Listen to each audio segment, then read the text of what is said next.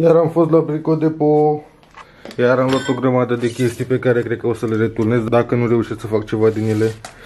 Am aici o placă de aluminiu groasă, o placă de aluminiu subțire, niște coliere mici, așa de mici, niște prinderi care nu știam că există, le-am găsit acum. Am mai luat aici un bec foarte mișto, un bec lung, ia să văd cum funcționează.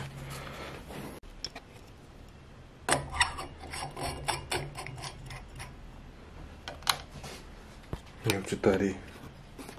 Are o lumină foarte, foarte caldă, foarte mișto. Sau pot să-i pun asta așa și să-l las aici. Iată. Gata. Am făcut lună plină. Și am mai luat o bară de oțel goală. Să văd dacă mi iasă ceva din ele. Acum toată lumea se pregătește de sărbători de astea, dar eu am un proiect în cap și vreau să văd dacă reușesc să-l fac.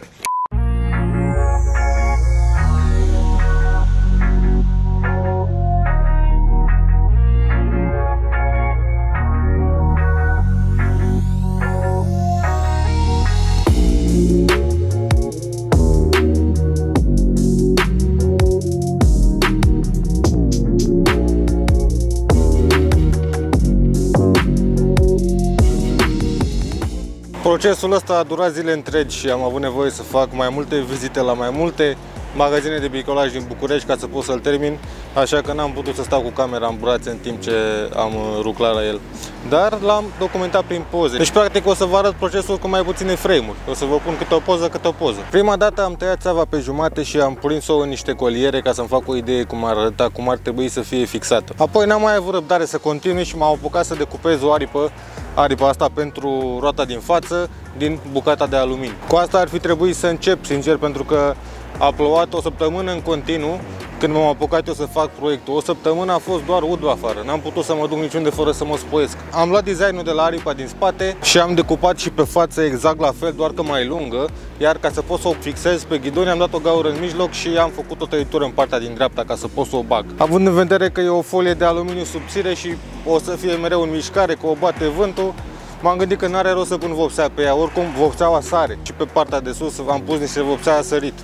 Așa că am îmbrăcat-o în niște folie abrazivă din asta, autoadezivă, iar pe partea de jos la tăietură acolo i-am pus o bucată de aluminiu și am prins în două șuruburi ca să nu cumva să joace acolo. Am lipit un LED pe aripa din spate și abia după aia am continuat cu proiectul de pe bara de direcție. Am măsurat folia de aluminiu gros pe mărimea controlerelor și am îndoit-o cât de pătrat am putut eu. Iar excesul l-am tăiat și l-am decupat într-un capac. Am dat 3 găuri pentru șuruburi în fiecare parte, am instalat filete M4 și cutia pentru controlere a fost gata. După ce mi-am făcut o idee cam cum ar trebui fixat totul, mi-am cumpărat piesele finale și am instalat-o pe bara de direcție. Am îmbrăcat cutia în aceeași bandă abrazivă neagră, am vopsit restul pieselor de aici cu negru, dar am lăsat barele astea gri pentru că îmi place griul lor. Probabil o să fie nevoie să le vopsez la un moment dat, dar cred că tot gri o să le fac. Pe partea de sus am decupat un capac, după care a trebuit să prelungesc firele de la baterie, de la un motor și de la step down, ca să pot să trag controlele de aici până acolo.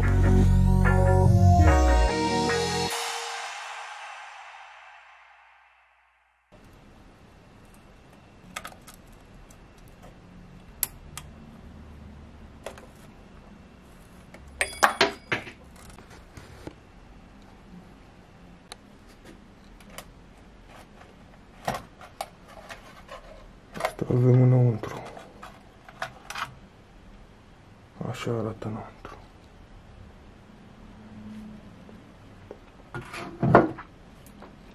Controllerul 1, firele la baterie, la controlere, la motoare sunt aici, între ele. Controllerul 2, alarma, step down-ul pe care l-am ars, deci nu e conectat, l-am ars dintr-o neatenție aici. Toate sunt așezate frumos acolo.